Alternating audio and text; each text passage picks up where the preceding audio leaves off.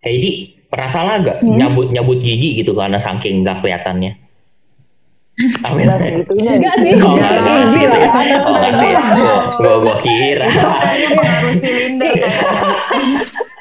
Iya, pakai gogel juga Gesernya nggak banyak. segitu. Ya kan tadi kan kata Pia kan.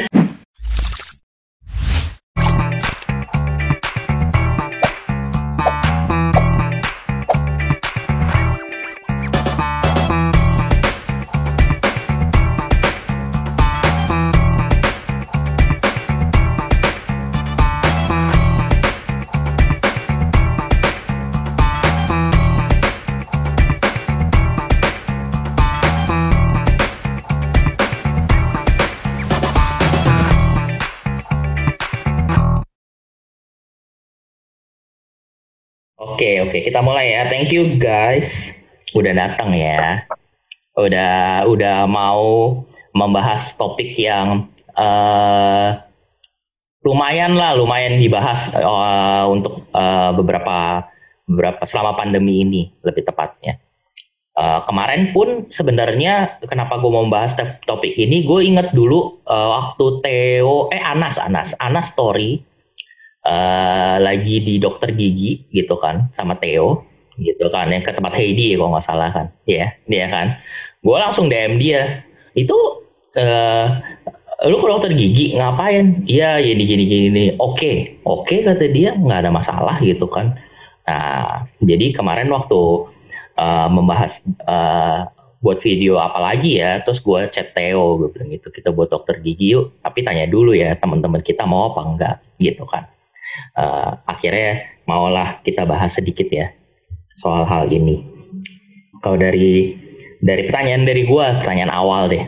Kalau dari kalian nih mengenai COVID ini gitu kan, pendapat kalian tuh seperti apa sih sekarang kondisinya gitu kan maksudnya. Terus in general gitu kan, apa yang sudah kalian lakukan sih untuk melindungi diri kalian lah dari praktek gitu kan. Karena kan kita tahu nih COVID kan dari droplet ya kalau nggak salah. Droplet itu kan dari mulut gitu kan, dari hidung gitu kan. Dan kalian yang berprofesi langsung ngoprek-ngoprek itu mulut orang gitu kan. Gimana? Hey, menurut lu gimana, Hey? Awalnya dulu kali ya, maksudnya dulu begitu dengar ada virus COVID ini, ya takut sih, cemas, worried. Terus nih tempat praktek gue gimana ya jadinya gitu kan. Kan kita juga nggak mau tempat praktek jadi tempat transmisi virus kan. Terus apalagi at that time waktu awal-awal virus itu muncul juga kan kayak APD, terus sarung tangan, masker semua tiba-tiba jadi mahal banget kan. Gitu. Terus ya kita jadi takut, terpaksa memang tutup tempat praktek dulu sih selama berapa ya, 2 bulan ya? Ya Pi ya? Iya 2 bulanan ya. Iya 2 bulanan lah. Iya Gitu. sembari mempersiapkan semuanya karena iya benar itu penyakit baru kita juga nggak tahu mesti melindungi dirinya gimana juga nggak tahu dan pasti butuh waktu buat ngelengkapin semua sampai kita yakin bisa aman buat kita dan buat pasien. Iya gitu. Iya mulai belajar ikut webinar gitu kan, protap-protapnya gimana, alat bahannya apa yang mesti dibutuhin, kayak yang tadinya nggak ada exhaust fan jadi kita mesti ya instalasi exhaust fan gitu di tempat praktek, terus sama beli apa ya kayak air purifier, HEPA filter gitu-gitu. Iya. Oh, jadi dari apa ya bilang ya, perkumpulan dokter gigi disediakan webinar gitu ya, ada edukasi lagi ke teman-teman bahwa risikonya bagaimana, COVID itu bagaimana, kemudian apa yang harus dilakukan, pencegahannya bagaimana, itu ada ya, ada wadah yang menyediakan itu. Ada banget, tapi pertama kali emang karena nggak tahu kan, sama-sama pasti belajar ini virusnya gimana nyebarnya segala macam. Jadi pertama kali justru kayaknya dari PDGI-nya justru kita juga dilarang praktek dulu kan kayaknya ya. Dilarang praktek, benar-benar kerja emergency banget. Jadi ya pasti ada ininya sih pemberitahuannya. apa yang boleh, apa yang enggak, sampai terus keluar pedoman praktek selama pandemi gitu. Itu ada semua sih. Ada. Ya, awal-awal tuh dari luar negeri ya. Tentunya ya webinar-webinarnya. Iya. Kalau Ferani gimana, Fer? Apa yang terjadi waktu awal-awal pandemi ini buat lo gitu kan? Terus penanganan lo sekarang seperti apa sih untuk COVID ini? Kalau pas awal-awal pasti semua bingung karena kan ini sesuatu yang baru, virus yang baru, belum tahu obatnya, belum tahu dia gimana karakteristiknya gitu kan. Jadi intinya nggak pasti, nggak tahu. Semua nggak tahu, di seluruh dunia juga nggak tahu gitu. Bahkan di Wuhan juga kan baru dari Desember 2019 itu kan yang baru mulai awal-awal spreadingnya gitu. Jadi ya pasti semua orang baru mengenal, terus jadi baru mulai mau nyusun nih kita langkah selanjutnya kayak gimana. Itu kira-kira Februari Maret lah. Nah jadi memang kebanyakan sih mesti kalau 90% sampai 100% praktek dokter gigi atau klinik-klinik gitu sih pada bulan-bulan itu Maret deh itu tuh tutup kebanyakan karena memang dari PDG itu sendiri bilang nggak boleh. Terus kita sempat kayak menerapkan telemedicine gitu, walaupun sebenarnya kalau dokter gigi agak susah ya telemedicine karena semua yang kita itu harus tindakan gitu. Jadi ya selama bulan itu sih di webinar itu benar-benar cuman kasus darurat banget, terus semua dikasih medikasi aja gitu. Kira-kira baru di bulan Mei, April, Juni. Nah itu baru mulai deh kita bikin udah mulai ada pedomannya dari PDGI sedikit-sedikit, terus APD juga udah mulai disusun, APD apa, terus di levelin, jadi misalkan tindakan apa itu di levelnya apa gitu. Itu baru mulai di sekitar Mei Juni gitu. Kira-kira di Juli deh baru set gitu. Ini APD level 3 susunannya begini, cara pemakaiannya begini, terus udah ada pedoman yang udah mulai lebih lebih pasti gitu.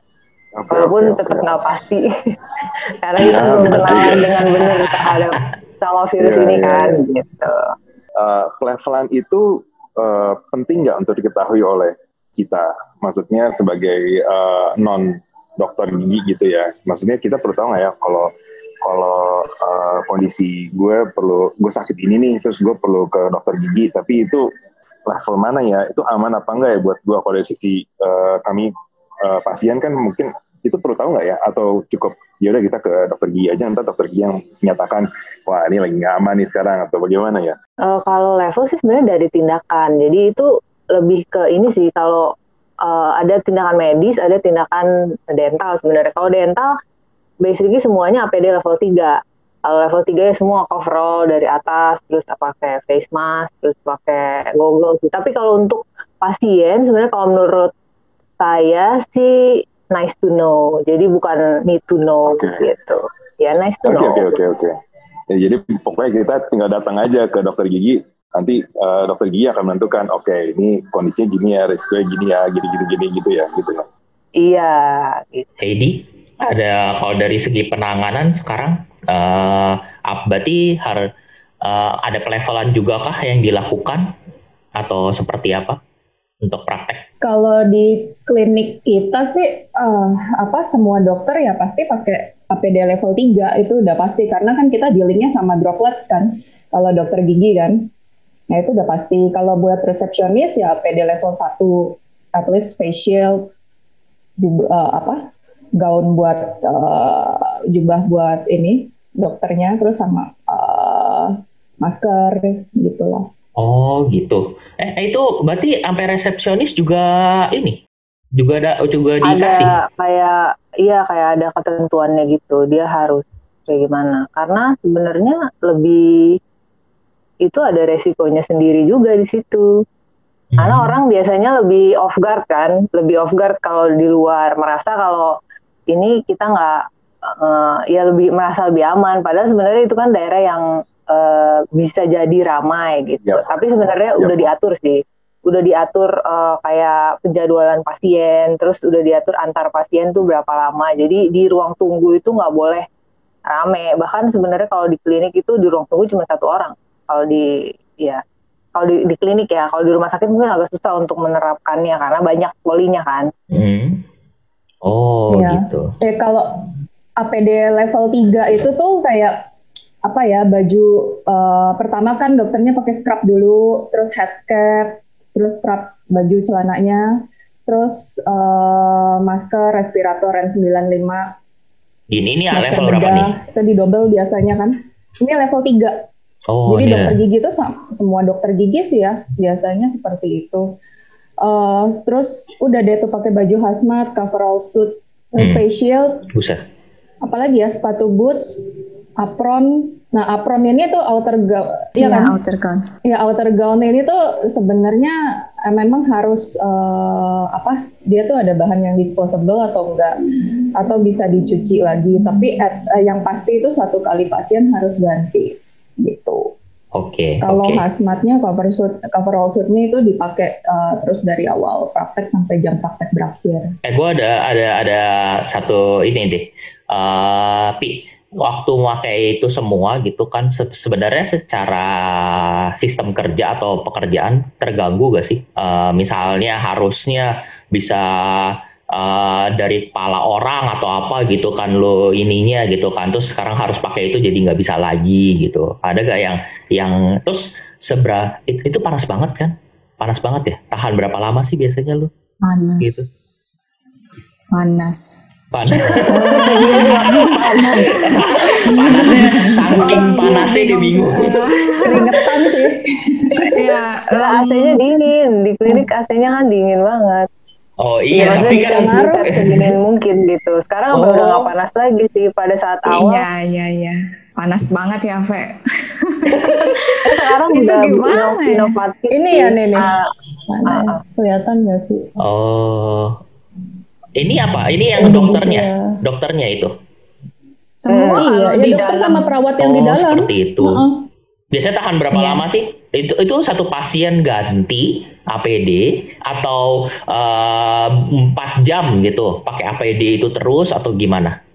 Gimana biasanya? Yang diganti itu outer gown yang warna biru, glove, semuanya ya gitu-gitu ya gantilah yang langsung kena percikan ganti, face shield bilas dulu, cuci dulu atau nggak tahu apa yang di kliniknya ada, ikutan disterilin, pas sterilin ruangan ya ada dicuci. Pokoknya yang luaran yang pasti kena sama pasien lah, percikan itu pasti kita ganti semua. Yang luar itu diganti tujuannya adalah untuk melindungi pasien. Pasien selanjutnya, iya. Pasien selanjutnya gitu kan ya. Yes. Infeksi gitu. Ya, cross contamination ya, cross infection. Oke. Oh, oke.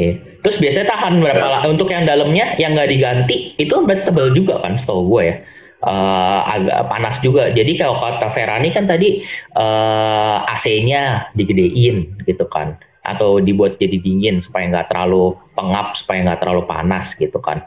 Tapi sebenarnya kalau secara prosedur atau bahannya itu bisa buat seharian sebenarnya untuk yang nggak diganti itu. Atau gimana? Ketentuan dari WHO gitu sih sampai 8 jam kayak N95 gitu 1 kali pemakaian. Cuman kalau 8 jam kayaknya agak capek juga ya, agak pengap juga. Biasa kalau satu shift dokter gigi itu biasanya 4-5 jam sih.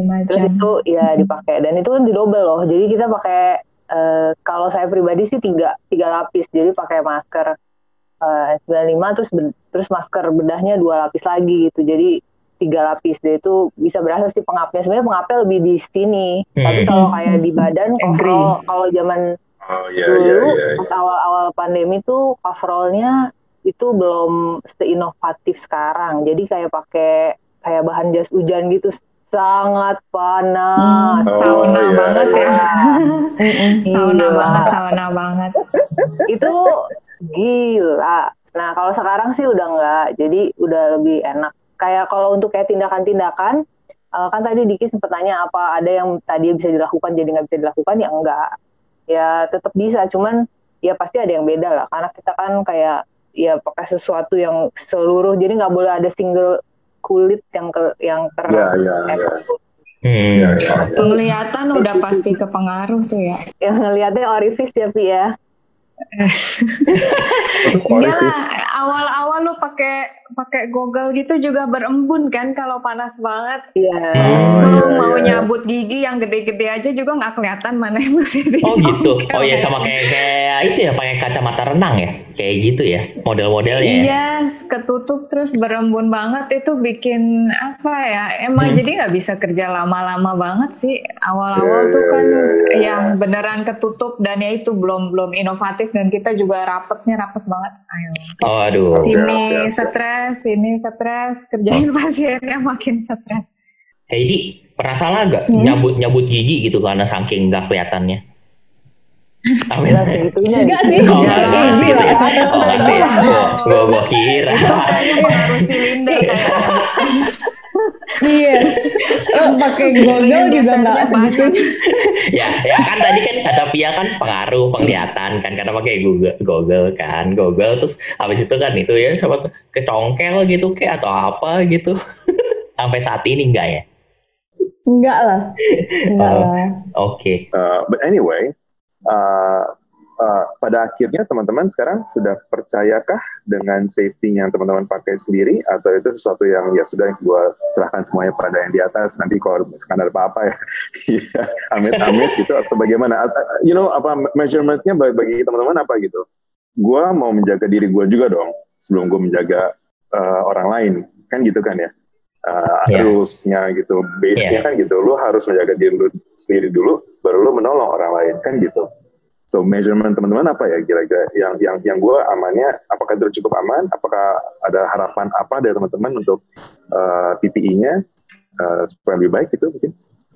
Oh, kalau kayak apa tadi yang aman. merasa aman gitu ya pasti enggak. Semua dianggap sebagai OTG gitu. Kita anggapnya semua sebagai OTG. Jadi dia ada resiko untuk menyebarkan virus, tapi kita ngikutin apa yang udah dikasih guideline-nya, udah ada, kita ikutin semuanya semaksimal yang kita bisa. Jadi kita udah melakukan langkah-langkah preventif yang bisa dilakukan supaya mencegah penularan, baik itu buat nakes maupun buat buat pasien selanjutnya gitu, maksudnya mencegah cross contamination juga gitu. Semua langkah-langkahnya yang penting kita udah lakukan. Ya the rest ya berdoa. Enggak usah goyang-goyang gitu Terani. Kalau dari sisi pasien, pernah gak ada pasien yang datang misalnya gitu kan, terus 15 menit nanya-nanya kalian dulu prosedurnya atau apanya yang dilakukan, itu saking dia takutnya, tapi dia harus ke dokter gigi karena giginya udah sakit banget misalnya kayak gitu. Ada gak? Pernah pengalaman seperti itu gak? Kalau nanya soal giginya ya biasa kan, maksudnya nih saya mesti diapain gitu-gitu, nanti kita jelasin prosedurnya, nanti giginya akan diapain. Cuman kalau nanya ininya diganti nggak sih dok, kayak gitu-gitu pasti ada lah dari 10 3 lah nanya ini tuh gelasnya diganti nggak sih dok, ini tuh apanya yang diganti, ini dibersihinnya kapan gitu-gitu. Kita jelasin lah secara brief. Oh ini semua diganti, jadi setelah selesai pasien wrappingnya diganti, terus dibersihin, desinfeksinya itu top down, jadi dari atas ke bawah nanti Tapi itu pun sebelum pandemi pun kita kan emang pasti begitu kan. Iya. Iya, jadi namanya kita kerja ada liur, ada darah apa pasien, sebelum ada ini pun ya kita pasti jaga lah kayak gitu-gitu tuh. Iya. Iya. Lebih ada yang nanya loh. Jadi kayak jadi lebih kan, karena jadi lebih kritis kan. Karena kita sadar lah pasti mereka juga worried banget gitu. Jadi harus ditanggapi dengan baik lah. Karena pasti khawatir. Ada juga yang kontrol orto itu ada yang kayak 6 bulan sampai berapa bulan nggak datang karena biasanya rajin setiap bulan datang kontrol orto. Tapi ini udah 6 bulan nggak datang ya karena dia takut gitu. Tapi setelah datang kita jelasin. Yang kawat gigi. Oke, kawat gigi. Oke. Wow, sebelumnya sebulan sekali, sekarang nggak ini ya. Oke. Kalau Heidi sendiri, kalau untuk dari sisi pasien ada yang harusnya kontrol terus dia atau gimana terus dia nggak datang atau sampai harus menghubungi langsung pasien itu untuk admin ya, mungkin admin lu sampai harus ayo datang Bu, ini nanti giginya bolong atau copot sendiri lu Bu gitu misalnya kayak gitu kan. Ada gak kayak gitu? Iya, Ya itu balik lagi, itu tergantung rasa aman sama rasa takut si orang tersebut gimana gitu kan. Kalau memang dia takut untuk datang ke dokter gigi, walaupun kita sudah edukasi gitu, seperti yang tadi saya bilang ya udah ya terserah mereka gitu. Oke. Resikonya sudah dijelaskan. Resikonya pokoknya sudah dijelaskan. Oh oke. Tapi ada yang bisa langsung lu hubungin lagi gitu, sampai di kontak gitu lo pasiennya. Ini kok nggak datang, nggak kontrol atau nggak apa yang harusnya kontrol sendiri gitu. Sebenarnya lebih berlaku kalau pasiennya seperti pasiennya Ferani yang kawat gigi ya, orto. Kalau kita ya biasanya pasien akan kontak kita sendiri kalau memang giginya sakit, itu aja. Amit-amit ada apa-apa ya, maksudnya kita maunya aman kan salah kita juga ya. Bukan salah kita juga sih, cuma maksudnya dia sudah nggak yakin. Ya sudah. Jadi kewajiban kita aja, misalkan kita mau ngingetin, oh ini sudah jadwal kontrolnya, itu cuman istilahnya mengingatkan gitu, tapi ya nggak bisa memaksa lah. Ya mengerti. Bahwa kalau sebagai pasien itu, kalau mereka sendiri sudah tidak nyaman, itu kan ada sugesti juga dari mereka bahwa mereka akan takut atau apa gitu. Sedangkan sugesti buat gue pribadi a very important part in our life gitu. Jadi kalau udah takut duluan gitu, itu udah susceptible ke semana-mana tuh. Udah salah. Iya, makanya gitu. Jadi mendingan dari segi dokter gigi juga yang sarankan juga gitu kan, ya cuma bisa ngingetin doang aja kayak efek gitu ya. Ini udah jadwal ya. Ya udah deh gitu. Kalau nggak bisa datang ya sudah. Tapi paling lo kasih rekomendasi apa gitu kali efek ya. Nggak boleh ini, nggak boleh apa gitu kali ya. Sebatas itu doang bisa lakukan ya. Sebenarnya agak susah. Jadi misalkan ada yang lepas nih gitu ya. Terus gimana dong? Paling ya dibantu sama Semangat kayak aduh. Kalau udah off track repot banget ya kayak. Lumayan. Ini kawat giginya lepas kan, bukan giginya lepas kan maksudnya kan? Iya, kawatnya itu kan bisa lepas. Oh oke. Berarti tapi ada guidelines-nya juga kok, kayak dari yang sempet gue baca tuh dari British Orthodontic Society, itu dia kayak ngasih guidelines pada saat awal-awal pandemi ya. Jadi kita kan nggak boleh ngerjain pasien selain yang emergency dulu pas awal. Jadi dia kasih ini, misalkan ada yang lepas terus nanti dipakein wax, tuh ada mereka bikin kayak video YouTube gitu untuk pasien di rumah, apa yang bisa mereka lakukan. Jadi misalkan ada kawatnya yang keluar atau apa gitu, kayak langkah-langkah emergency yang bisa dilakukan di rumah oleh pasien gitu. Itu sempat bikin tuh BOS. Berarti kalau dari tadi itu, kalau dari kalian sendiri dari segi jadwal praktek ya, maksudnya tadinya kan Ferani sempat ngomong 4 jam misalnya per shift gitu kan. Apakah gara-gara pandemi ini jadi cuman misalnya 2 jam atau cuman maksimal 3 jam misalnya kayak gitu per praktek, berubah gitu gak? Per bulan Agustus September sih udah sama dengan awal ya jadwalnya. Jadi jamnya yang dibedakan itu jumlah pasien sama ya antar pasien tuh berapa lama. Oh oke. Jadi misalkan biasanya bisa berapa, tapi kalau ini jadi cuman bisa 8 nih. Karena setiap antar pasien itu harus dijeda 10-20 menit gitu. Karena teorinya si droplet itu aerosol dia bisa bertahan di udara 10-30 menit. Jadi selain di ruang klinik juga dipakein filter gitu-gitu sih. Yang HEPA filter gitu-gitu untuk filter udara gitu. Tapi tetap aja kita jeda antar pasiennya. Terus pasien juga terjadwal. Jadi misalkan dia jam 10, terus selanjutnya 10.30. Kalau kontrol orto kan biasanya nggak lama ya. Jadi misalkan 10 menit, 15 menit gitu. Jadi pasien selanjutnya bisa misalkan 10.30 gitu. Jadi di ruang tunggu pun nggak boleh ada penumpukan pasien gitu. Maksimal 2-3 orang. Edi juga sama untuk jadwal praktek berubah seperti itu kah? Atau kan pasien kadang-kadang kan ada yang kalau gue kan biasa kan di rumah sakit tuh ke dokter giginya gitu kan. Terus pasien kadang-kadang gue udah dijadwalin nih jam 10, ternyata pasien sebelumnya belum kelar atau seperti apa. Ngaturnya gimana tuh jadwal untuk pasiennya sendiri gitu? Biasanya kalau kita sih asisten kita tuh yang di resepsionis dia akan tanya dulu keluhannya kenapa nih Pak Bu gitu. Jadi kan kita memang kliniknya ini buka beneran hanya by appointment aja gitu. kalau bisa nggak ada orang yang nunggu di ruang tunggu. Seperti itu. Jadi pasien tuh boleh nunggu di dalam mobil atau di luar gitu, atau kalau mau yang di ruang tunggu ya paling satu pasien aja, seperti itu. Biasanya asisten kita sih udah tanya duluan keluhannya apa nih. Jadi kita sebagai dokter giginya nih udah bisa kira-kira nih, oh giginya sakit berarti mungkin butuh perawatan saluran akar. Oke, kalau perawatan saluran akar mungkin kita butuh waktu sekitar 45 menit sampai 1 jam gitu. Jadi pasien selanjutnya mungkin bisa bikinin appointment itu 1,5 jam kemudian. Jadi setengah jamnya ini buat kita sterilisasi ruangan tadi yang seperti Feran bilang. Seperti itu. Kemudian itu kan tadi by appointment ya teman-teman. Apakah teman-teman mewajibkan pasiennya untuk rapid dulu atau boleh hanya berdasarkan suhu badan saja? Setiap lembaga kesehatan beda sih. Jadi di 3 tempat praktek yang saya ini juga beda.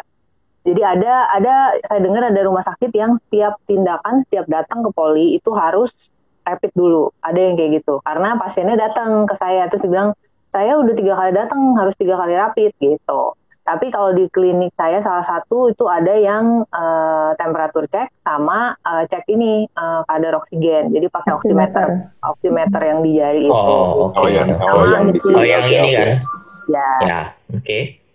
Terus ada juga ada pengisian kuesioner juga. Biasa langkah ininya screening di awalnya itu. Jadi misalkan apakah ada gejala dalam 14 hari ke belakang, terus apakah pergi ke luar negeri pas awal-awal ya. Itu ada sempat pergi ke luar negeri ya, diisi kuesionernya, terus ditanda tangan, terus temperatur cek, terus cek itu kadar oksigen dalam darah itu untuk saturasi oksigen. Itu sih screeningnya itu.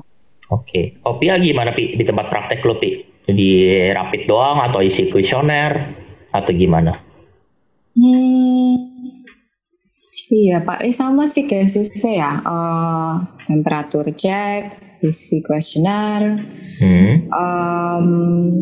Iya itu aja sih. Kalau di rumah sakit ya gitu, ada beberapa dokter yang meminta ya untuk tindakan-tindakan mereka harus rapid test dulu. Jadi beda-beda sih. Tapi pasti temperatur cek, isi kuesioner gitu pasti. Oh, oke. Tapi kan kuesioner ya, kadang-kadang diisi, kadang-kadang enggak. Kan itu kan tergantung pasiennya ya, gitu kan. Oh, itu harus diisi. Jadi dia bukan kuesioner pilihan. Oh, oke. Tapi kalau ngisi asal-asalan juga bisa kan sebenarnya. 14 hari lu bilang nggak ada demam, dia keluar negeri, dia demam gitu kan ya tergantung pasiennya kan gitu kan. Makanya tadi Ferani sempat ngomong kan semua dianggap sebagai OTG aja gitu kan maksudnya kan. Pencegahan yang dilakukan. Oke. Nah, gue cuma dengar doang nih. Tapi kan kemarin waktu awal-awal pandemi atau baru jalan ini di Indonesia kan tenaga medis tuh kan dibilangnya sempat kurang ya kan. Sebelum banyak sukarelawan lah atau apa ya gitu kan yang sampai dibuka kan siapa yang mau jadi tenaga medis untuk COVID gitu kan, untuk menangani pasien COVID gitu kan. Kalau dari kalian sendiri dokter gigi itu dari persatuan dokter giginya atau apa sempat disuruh gak sih untuk ikut bantu atau gimana? Atau diminta gitu untuk menangani pasien COVID apa enggak sama sekali ya? Dari PDGI sih kayaknya belum pernah dengar ya. Nggak ada ya? Nggak ada ya? Nggak ada. Bagian kalau menurut saya sih balik ke kompetensi ya. Kalau kasus itu kan kompetensinya beda. Jauh sama kompetensi dokter gigi dong. Jadi basically medically we can do nothing ya dong. Soalnya misalkan jadi relawan yang bagi-bagi makanan atau jadi relawan yang bagian administrasi gitu mungkin bisa gitu. Tapi kalau dari PDGI sih belum pernah dengar ada kayak himbauan atau apa untuk kayak bantu gitu ya, belum ya. Belum ada ya. Belum pernah dengar sih. Belum. Cuma kalau secara medis kita tidak kompeten untuk kayak menangani pasien COVID. Pasien COVID itu kan. Itu di luar kompetensi. Kalau misalnya nih akan mereda nih, gue nggak bilang selesai ya. Katanya kan ada akan mereda kan. semuanya ini dengan vaksin yang dikebut nih ya amin kan. Amin. Apakah prakteknya akan normal seperti dulu lagi kalian? Kalian akan praktek normal seperti dulu lagi atau tetap pakai APD atau seperti apa? Ya kita sih pengen banget ya praktek normal tanpa APD level 3 ya, karena ya APD itu tuh kan emang melimitasi pergerakan dan penglihatan kan, even kayak dan pernapasan coy. Dan pernapasan betul gitu. Kalau pakai boots aja kadang tuh kalau nginjek foot pedal buat bur aja tuh kayak gimana sih pedalnya gitu loh. Gitu kan, kayak pengen banget gitu kan. Giginya Theo kemarin gak kebor itu gara-gara salah nginjek itu, enggak? Jangan salah, gigi gue bagus. Iya, tapi gini sih, sebelum vaksinnya itu disebar secara luas sama sebelum dia terbukti keampuhan dan keefektivitasannya, ya kayaknya sih gua sih at least itu belum bisa ya lepas APD level 3 yang sekarang. Gitu. Oke. Ya. Sudah pun kayaknya pandangan kita jadi kayak agak beda ya. Jadi agak sih kita gitu jadi parnoan. Iya. Karena kita aerosol banget kan.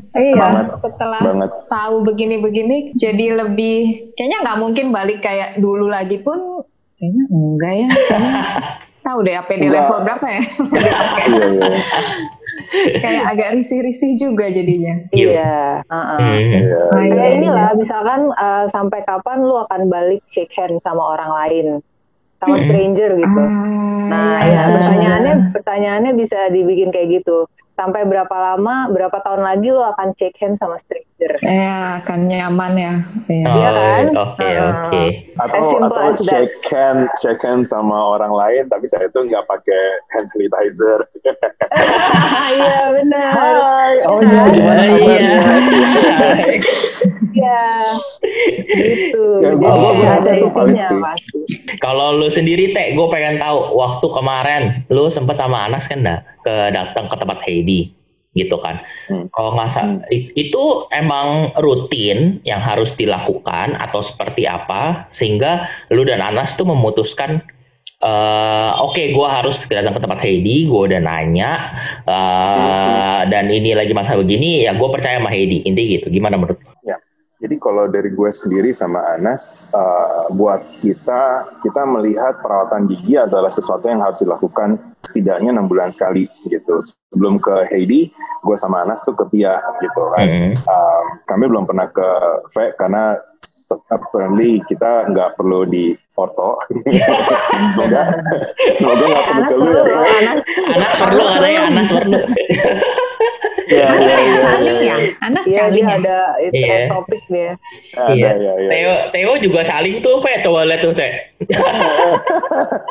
But anyway, pertama memang karena kita kenal. Itu faktor yang membuat gue yakin sama kedua orang ini gitu. Kedua, sempat sebelumnya ketemu tuh sama Heidi, terus ngobrol gimana kalian di mana sih safety-nya di tempat kalian gitu. Terus Heidi sama Andi ceritain tuh, gini gitu. Jadi kita yang ya aman ya kayaknya ya. Mulai terbentuk lagi, gue sebagai pasien terbentuk perasaan amannya untuk datang ke dokter gigi itu. Terus jadi pada saat kita datang pun ya itu yang gue ceritain juga kan. Bahkan waktu sebelum gue di handle sama Heidi, setelah Anas di handle, Heidi bilang, ntar ya gue desinfeksi dulu nih ruangan gitu. Terus gue ngapain lu desinfeksi? Kan tuh Anas gitu kan. Tapi buat dia enggak, ini tetap harus dilakukan gitu. Ini suatu protokol yang harus dipegang oleh dia. Dan dia melakukan itu, I suppose, karena dia menghormati kita sebagai pasiennya gitu. Jadi buat gue juga, ya udah gitu. Ya, gue tunggu lagi di luar sama Anas. Satu gue di handle sama Heidi gitu. Jadi buat gue sih pengalaman untuk bisa datang ke sana membuat gue sama Anas yang dokter gigi sekarang juga struggle di masa pandemi ini, tapi mereka juga mengerti bahwa resikonya juga bahaya untuk mereka ngerti juga resikonya juga bahaya untuk pasien, dan mereka sudah tahu apa yang harus dilakukan begitu. Tapi ya setelah pembicaraan ini gue baru tahu tuh, mereka ada wadahnya yang mengedukasi mereka juga, mempersiapkan mereka juga dan segala macam yang gitu sih. Jadi everyone everyone struggles in this pandemic, I suppose. Dan ya bagaimana kitanya aja sih. Oh ya, dan satu lagi, buat gue sih, gue juga tidak terlalu, kembali gue share, gue tidak terlalu parno sama kondisi ini. Tapi gue percaya kalau kita menjaga badan, kita menjaga pikiran, dan setidaknya melakukan protokol kebersihan sih, we're good to go. Oke. Nah, guys, gue ada artikel nih ya. Gue pengen tahu pendapat kalian deh tentang artikel ini.